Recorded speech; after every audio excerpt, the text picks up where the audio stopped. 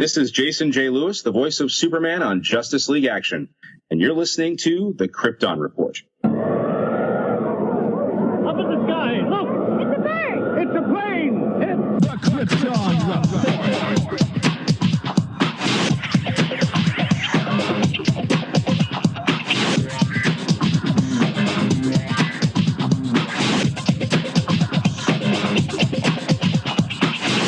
Welcome to the Krypton Report Podcast, presented by the Southgate Media Group. The All Things Kryptonian podcast, including Superman and Supergirl. We discuss games, movies, cartoons, TV shows, and comics. Krypton Report Pod can be found on Facebook, Twitter, Skype, YouTube, and Instagram. And if you want to drop us a line, send it to kryptonreportpod@gmail.com. We are on Patreon under Southgate Media Group. And our official merch page is tpublic.com. Search Krypton Report. Now on with the show. Hey, James. Hey, Tyler. Man, can you believe here we are? Season 4. It seems like just the other day I was starting this podcast with anticipating of season 1. And here we are, our third year on the CW, 4th season of Supergirl. Man, time has flown by. Oh, it's gone really fast. I remember watching it on CBS, and now 3 years, starting its third year on CW. Yeah, and I mean, time flies. Deal that was it going to CW, and then season 2. The premiere on the CW is gonna have Superman. And here we are, like, season 4. We've already spent 2 years on the CW, and it feels great. Like and we just had another anniversary. James and I were talking. James has been with the podcast now about a little over a year now, and it didn't dawn on us until last week. That's how busy we are. Yeah, time flies. I can't believe it's been a year already. So we're doing our little reminiscing here, but we're starting things off just a little different. We're excited to talk about Supergirl. Premiered Sunday night this time, launching the new CW Sundays, which is kind of cool because, when I was a kid, Sunday nights had like the magical world of Disney or whatever, and then it just kind of became really nothing on TV Sundays. And now I have something to look forward to. Right. Yeah, I remember growing up and, Sunday night was like family TV night. Everybody sat down. I mean, there was the magical world of Disney and, there was tons of other shows. But then over the last, even decade, I mean, Sunday night has just been animation domination on Fox, all these adult and inappropriate cartoons. It's not family night anymore. It's Family Guy night. And then I'm going to probably sound ignorant saying this, but isn't there Sunday night football? I don't even remember. Well, there's football all day Sunday. Yeah. There's always late night games, evening games. Pretty much noon to midnight almost. You can expect some football to be on someplace. So it just, it's just interesting because so we watched Supergirl, and then all day yesterday, I kept having to remind myself that it was Monday night to watch Arrow, like the premiere of Arrow, because, Arrow's moved a couple times its time slot, but I just got used to Supergirl being on Mondays. And that was like kicking off my week of TV was Monday nights, and now it's Sunday nights. So tonight felt like it should be Wednesday, and I should watch Arrow, but no, today it was Tuesday night, and I'm watching Flash and Black Lightning. So it just threw me all off, Yeah. Well, with DC TV, it's actually going to be a pretty cool year, I think. We got Supergirl Sunday, Arrow and Legends Monday, Flash and Black Lightning Tuesday. When Krypton comes back, if in keeping, it's going to be Wednesday. Gotham, if keeping, I believe they're still on Thursdays this season. I'm not positive, but I think the date is the premiere date is a Thursday. And then DC Universe dropping new content on Fridays. Like DC has got 6 nights a week. But yeah, I mean, for a good potential. But Gotham doesn't start till next year, and Krypton as well. So, but at the same time, I mean, yeah, there's the potential to have a good. That's what I wanted for like the longest time. Was I just want a good solid week of one show a night kind of thing. But we're kind of getting there, and it's nice. Saturdays we'll take a breath. We'll all just be like, and get ready for Sundays. Yep. Let's jump into. Can you think about how many podcasts are going to be recording on Saturday night because everything's finally done for the week? So we're going to jump into American Alien, and which is kind of a cool title for the episode because there was that run. I don't know if you ever read Superman American Alien that was written by why is his name leaving me? Max Landis. Most famously known for writing Chronicle. He's written some other films. He's also written some scripts for movies that were then changed or rewritten. One being Power Rangers. He wrote the first script of the reboot. American Ultra was one of his scripts, and there's a few others, but Chronicle was like his big boom. Of course, his father being director John Landis, but he wrote it was called Superman American Alien. First issue was good. After that one, I don't remember much. It didn't stand out to me.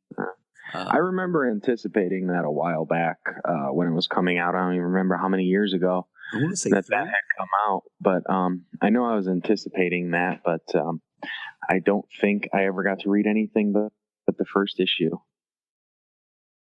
Yeah, I want to say it was 3 years ago. I know I didn't finish it, that's for sure. I read I didn't get the first one on time. I waited, and then I picked it up, and then I think I read the next, I can't remember if it was 4 or 5 issues. Anyways, I read a couple of issues as they came out, and then I waited and went back and finally picked them up just to complete the miniseries. So they're really clever at their titles. But this episode, right off the bat, this episode starts, and we learn that Superman is off-world. We see the newsstand where Superman got the call from Perry White in the season 2 premiere, where we first see Clark. It says Superman is off-world, and that Supergirl is basically picking up the slack. This is the first time we see Supergirl in different countries, different areas, saving and helping out. You know, it looks like she stops a meteor, is what it looked like. Saved the little girl's balloon. Stopped an art thief and stopped a runaway Kasnian train, which is pretty cool. They got Kasnia in there. Yes. There's been a couple little slight of DC things. One being that we'll mention that I did some reading and research for. But let's see. I didn't get to take all my notes because the kids kept me away from my book and everything. Solomon was acting crazy, and I had to lay down the life of a father. Right. So I liked all her super saves right at the beginning. It was a nice hopeful start. Followed by a new Supergirl logo, yes, which was nice and bright, had the yellow trim around it, and had the sun rising up through in the background. I thought it was really nice. A hopeful logo for a hopeful opening. I love it because that is one of my pet peeves. Is I've told Junia is she picks on me about it because I love when each season they change the logo title cards and really reflect whatever that season is. To help just kind of differentiate from it. Arrow eventually did it. The big one was in season 3, and then they slightly did modifications to it by either making the arrow brighter or greener or whatever. And then eventually they did it where all the different symbols popped up for the different heroes. Right, and then they had different colors for 2 teams. So, but it was never as consistent like season 1 and season 2. Flash has never been really big on changing the title card enough to really notice. You can this season. Yeah. But well, like the first episode, interestingly, had the purple and the yellow, and then this one didn't have the purple in it. So I was like, I missed the first couple of minutes because I just walked in from work when it started. But yeah, you're right. The first episode did.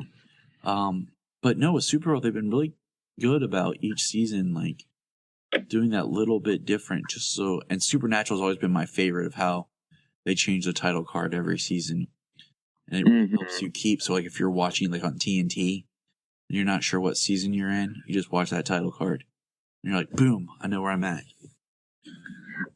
So we got that new title card.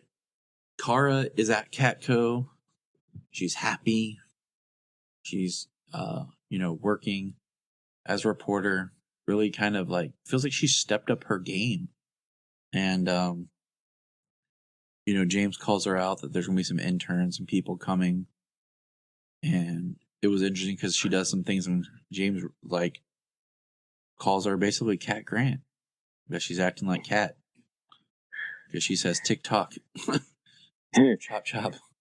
Yeah, I caught that. She was, definitely more comfortable in her role at Catco than she has been in 3 seasons.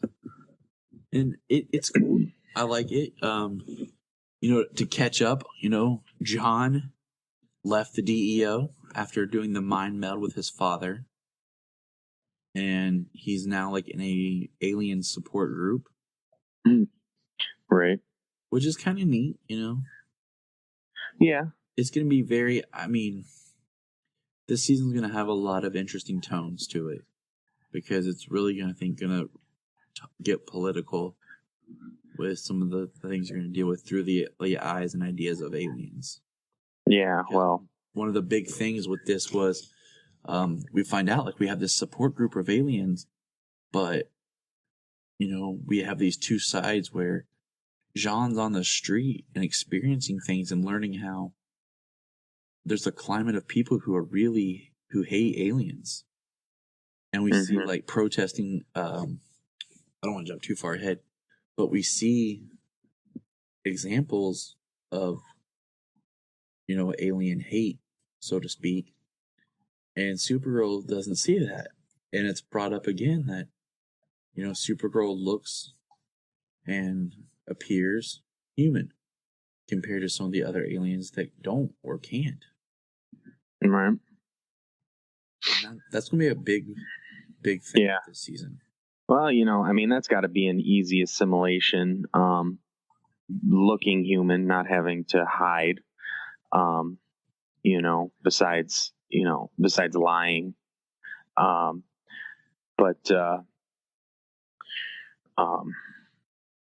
And with it was just within the last couple of years that they did the Alien Amnesty Act, allowing Earth to be a safe place for aliens to migrate to live on, and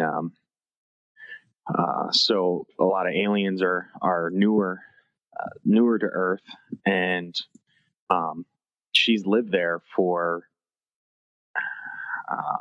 how many years now? 18 years roundabout. I mean, pretty close.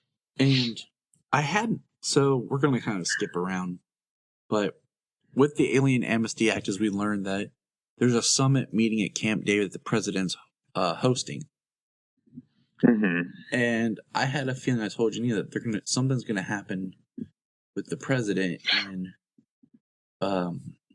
they're under attack at Camp David, and we'll get to that who here in a moment.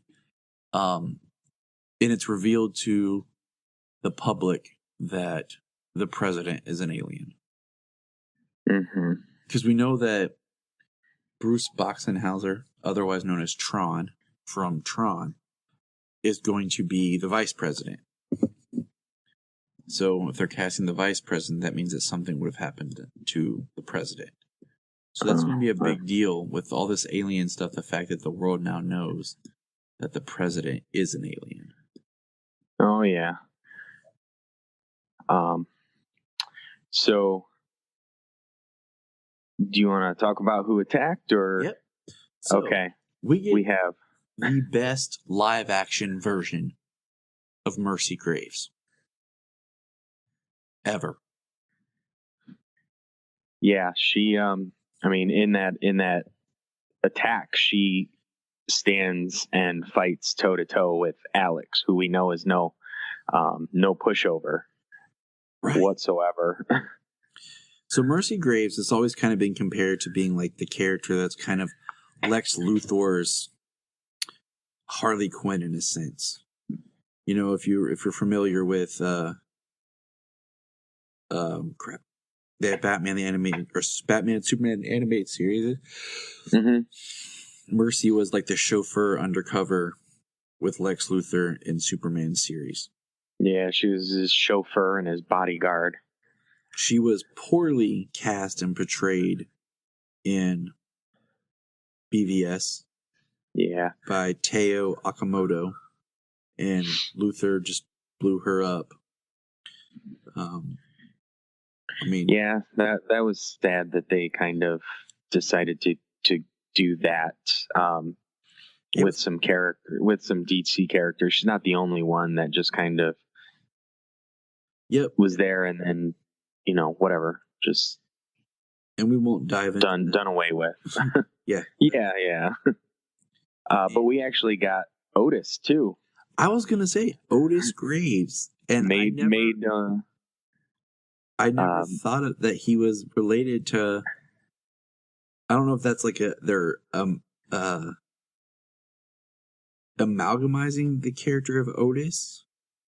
I'm pulling some information up right now, but it's the version of as an Otisburg. Lex Luthor's lackey in Superman the movie, Superman 2, and of course Superman 4 he's referenced.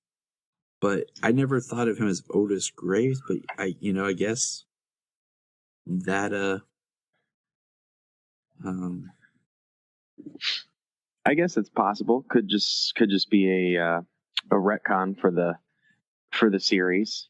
I never thought of them as related either, but it was nice that it was a cool callback that they actually brought in an Otis and a Mercy. Yes, it was very cool. They are former Project Cadmus agents that are on their own. Well, not really on their own. We see that they kind of have like a layer where they're operating out of abandoned Cadmus facilities, and they're working with somebody, an agent of Liberty, as he introduces himself at the end of the episode. And we see Lena is here, and so is Lillian Luthor, because Lena comes into play to use Lillian to find out information about Cadmus Labs to try to track down the Graves. So there's a lot going on in this episode, really. Yeah. Lena's pretty smart. I mean, she's always smart, but Lena's pretty conniving in this episode, using her mother to find Cadmus places and using her mother to get the leverage on Bruno Mannheim to trade for to cancel James. Yeah, exonerate James's indictment for being Guardian, which we saw he revealed himself to be Guardian, and they opened this season. He is under indictment for vigilante for vigilante activities. I think that James Guardian thing's going to slowly start to lay back down, because they really downplayed that in season 3 a lot. And Bruno Mannheim was actually mentioned in an episode of Arrow in season 6 as episode docket number 11/19/41/73. So that's kind of just neat. Little characters in the multiverse. Mm-hmm. So Lena plays her mom to protect James, but still kind of conniving behind James's back, because James even mentions, Lena, that he can do this on his own. He'll stand on his own 2 feet, as guardian. But she does it without telling him that she cuts a deal to protect him. So yeah, I know that's going to come back and bite somebody in the butt. Yeah, which I really liked the way they played it off. When the DA goes on television and say that they are not indicting James for his activities as guardian, but they have brought more. They have evidence against Intergang and Bruno Mannheim laundering money and all this other stuff, and the reaction that Lillian has in prison. Oh, it's classic Luther. Yeah, she caught on to it right away. She smiled. She knew exactly what happened, and she I like how she dropped her king on chess on the board on the chessboard. She dropped the king down. She's like, checkmate. Like she got me. She tricked me, and she, right, boom, she got it. And they also, let's not forget that they dropped the charges, but James is restricted from any further Guardian activity.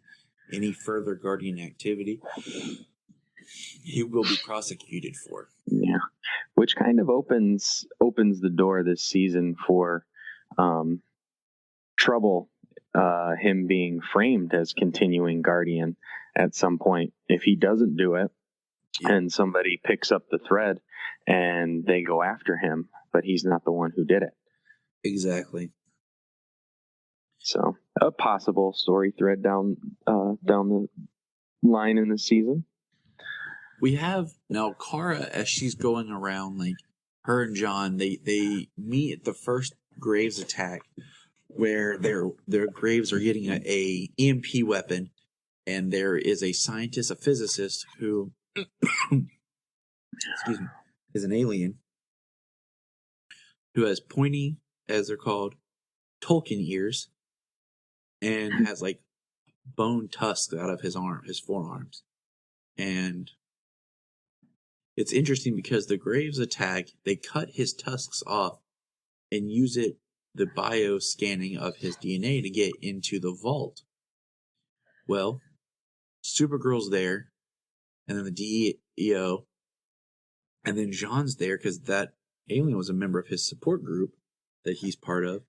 And there's an interesting conversation where Jean says, this was an attack on an alien, like an alien hate crime. And Supergirl's, no, it was just, circumstantial.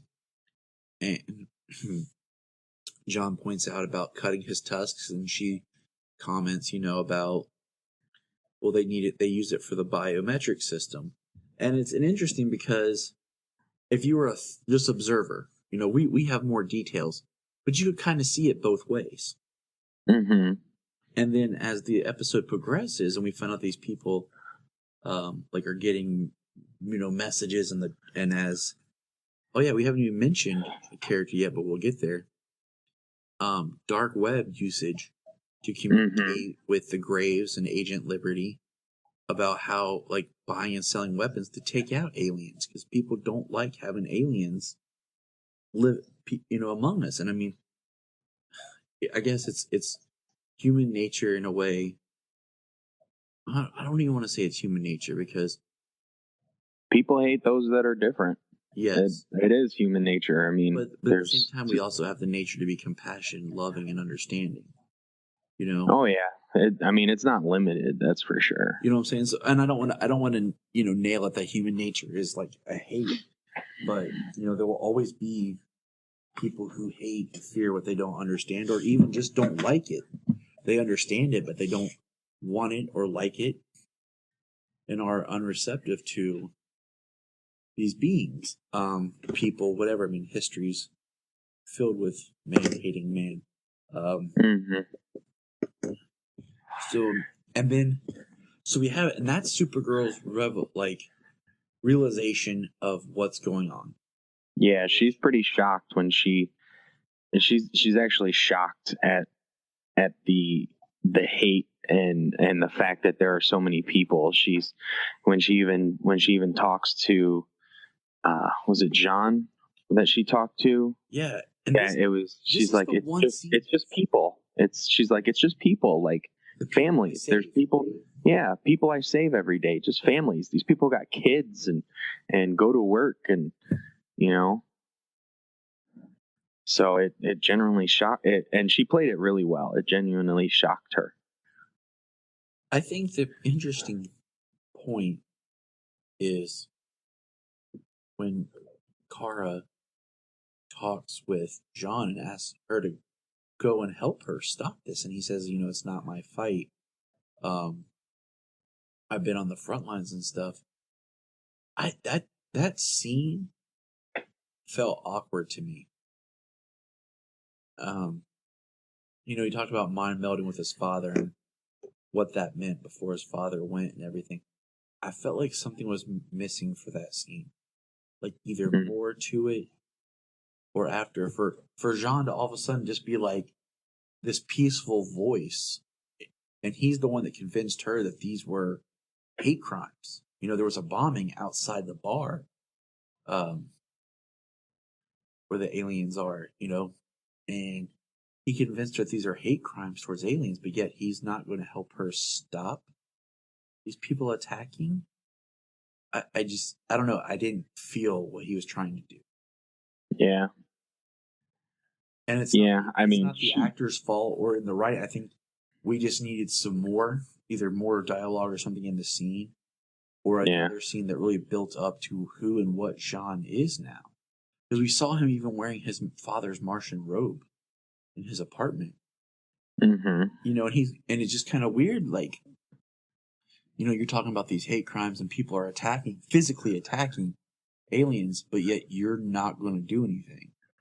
Like, to help Supergirl protect this alien summit, which is where the president gets shot with a weapon that reveals her alienness.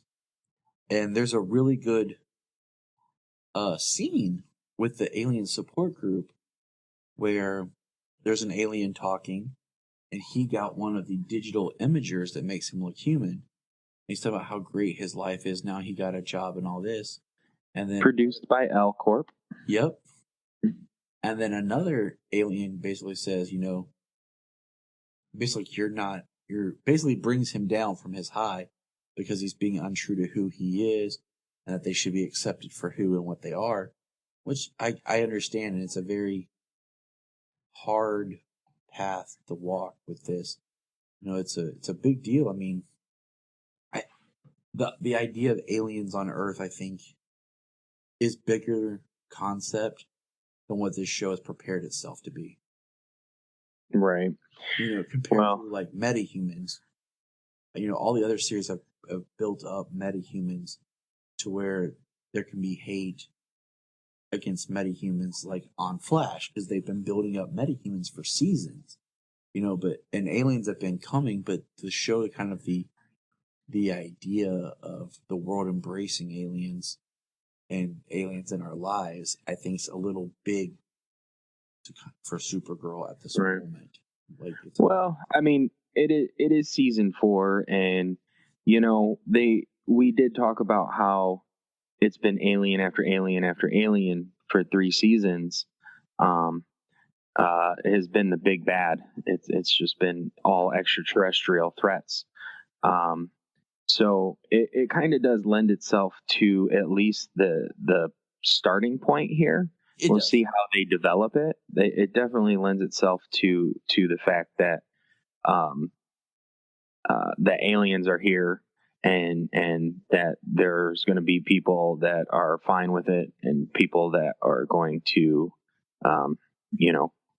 commit these crimes and have these prejudices against them. And so, it's going to be a heavy season the way it starts off here. You're very right. And to take back, we didn't talk about this season kicks off. We no longer have Mon-El or Win. Win has gone on with the Legion. Now we have Brainy, who is at the DEO, driving Alex crazy. Why Alex is the head of the DEO. And we get some cool scenes with Brainy. Yeah. I like Alex here, kind of in the director's position. You know, she's really grown as a character over 3 seasons, and you know, even from the very beginning, she's always had that that quality of being, you know, of being the boss, of leading people, bringing stuff out of them. I mean, even back when she was like training Kara to fight, and the talks that they have to support each other, you know. So I think it's a good role. I can't wait to see how well she does with it. And I agree. It's kind of, if you think about it in a parallel, Kara has kind of been elevated as a mentor figure at her job, while Alex is now a leading figure at her job. So they've come into their own as characters, from being just a regular agent and just a assistant to now being a more leadership role model positions. Because Kara now has an intern reporter that she's mentoring, which is Mia. Yeah, that was a fun elevator scene. Paralleling Kara, she was like, "Oh my God, you're me." Right. Yeah, back to Brainy, because he was pretty thick in this episode. You know, he was, you know, he said he was driving Alex crazy. I liked how he was doing things. You know, he was trying so many different things, you know, to kind of to fit, to mesh with her better. And none of them were working.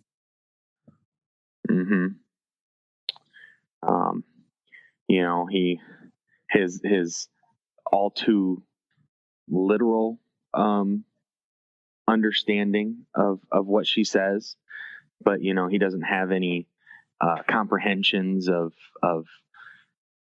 like what people mean, like nuances to what they have to say. You know, he takes it at just like complete face value, and that's a problem for her and for him. They haven't caught their footing yet. Which is going to be interesting. Yeah. So he tries a couple of different things. Like when he goes to rescue Kara, long live the Legion, and goes flying off, which was really interesting in that quick little scuff when they cut off the tusks of that alien. When Kara showed up, they were ready for her. They had some tech to be able to attack her, stop her. They had that high frequency sonic emitter, and it hurt her ears, and that whatever that laser was, gravity cuffs or something. Yeah, whatever that laser was that sent her blew her out of the building, and then those gravity cuffs that latched onto her ankles and took her to the ground. So, I mean, she definitely was caught off guard. Yeah, they were prepared. From the moment she popped down, she was not ready for what they were. And that's a big deal, I think, for this season going to be, is she's not ready, I think, to fight the battle that's coming, because she hasn't perceived what's happening. Because the episode ends where we find out that another member of the alien group that Jean's part of was kidnapped by the Graves and gets executed by Agent Liberty. Agent Liberty played by the great Sam Witwer. Mm-hmm. And I look forward to more of his acting because I just really enjoy him as an actor. And if you're not familiar with him, check out Smallville Season 8. He plays Davis Bloom. And he did the show on Sci-Fi called Being Human. I love that show. It was a great show. He played a vampire named Aiden. If you're a video game person, he was also in the Star Wars the Force Unleashed games. The character was modeled after him, as well as he voiced the character. A Star Killer. Yes, of Darth Vader's secret apprentice. If you're a fan of The Walking Dead, he was the dead soldier in the tank in the pilot episode.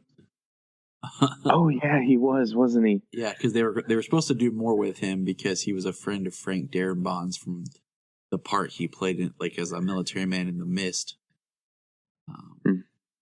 He's been in other things. Just a really, really skilled actor, really good actor. So I look forward to what he brings to. Yeah, and he really likes the, he's a nerd. He loves, fantasy, sci-fi, all that stuff. I mean, he's been immersed in it since he came on the scene. He's is also the totally in his wheelhouse. Voice for Darth Maul. Oh yeah, I heard that. Yeah, he did the voice on the Clone Wars series, but he also did the Darth Maul voice in spoilers, in Solo. He was also, if you watched Once Upon a Time, he did 5 episodes as Mr. Hyde, he did really good there.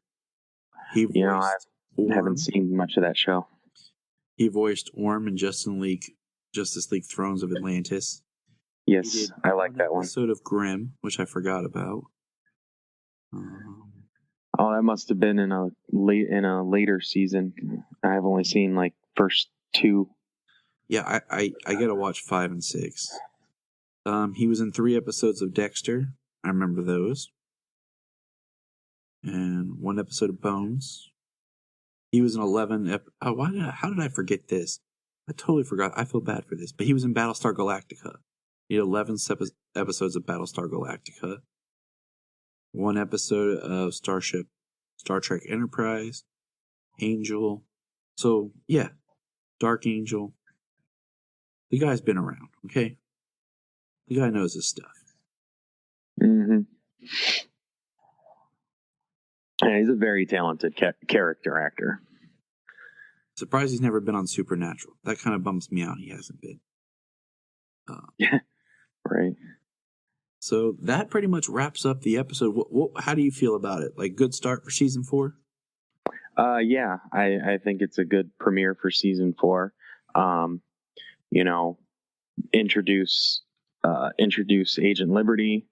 The real heavy with the alien hate crimes. The last line Kara gives, the fuse is lit that she got from Otis. There's a lot more to come. I think it was a very strong pilot. My bad. Very strong premiere. And I agree. I think it had a strong premiere. It definitely basically was able to kickstart and give us a feel for what this season is going to be. We had some fun. We had a good moment with each of our characters that we, have followed and been a part of. So we were able to kind of drop back into their world and pick up where we were. And this starting, I like in this episode, I like Brainy more in this episode than I did in all of his appearances last season. I think he did a good job last season in the majority of his appearances, but I think his role this season, I think the actor himself, he's able to do like so much. He's able to be so smart and like rattle off his lines so quickly, while still actually remaining natural. Like when he's dressed in Wynn's clothes and he kind of fires off the little toy gun and, he sets it down, but, he doesn't skip a beat. Like I really enjoyed this episode more than I did everything he did last season. And, I can agree with that. I can get behind that for sure.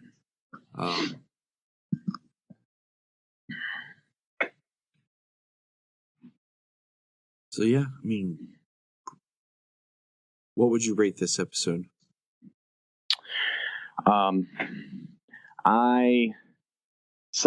Solid 9. Very strong. Kara did a good job. She stepped into her own. Alex's character stepped into her own. John's kind of doing something different.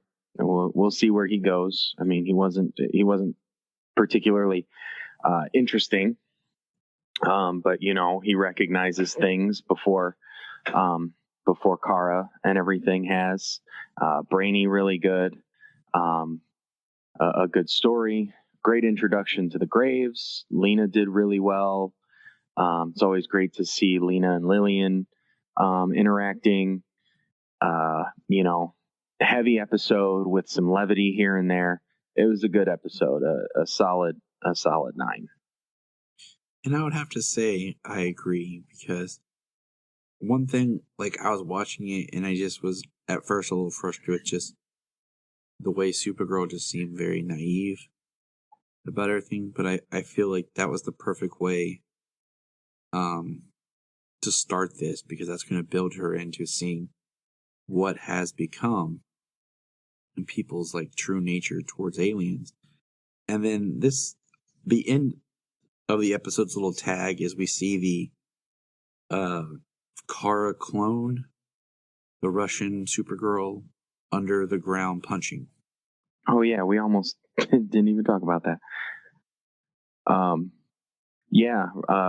In Kasnia, under the ground, like shaking the mountain that the train is literally frozen on the tracks. Above. I mean, nothing major, but like, what is she doing? What are they doing? And, at least they referenced her, she's still to come. Yeah. And I'm curious, because we know it's supposed to be Red Sun influenced. I'm still trying to figure out what exactly she is, like, the way they brought her and did that whole thing. It kind of makes me think of like, is she like a time remnant? And I had a friend today, we were talking. Ooh, that's interesting. Trying to explain, like, we were talking about Flash season 2. So. Right. And even season 3 with Savitar. Yeah. I mean, that's what he was. Trying to explain the concept of a time remnant, like, and what exactly it is. Yeah, I had not even thought about that, about her being a time remnant. We were kind of focused on the somewhat black kryptonite angle, which, I mean, if our only reference to it, I guess, I mean, when they first introduced it, it was kind of like two sides of the same person in the same body.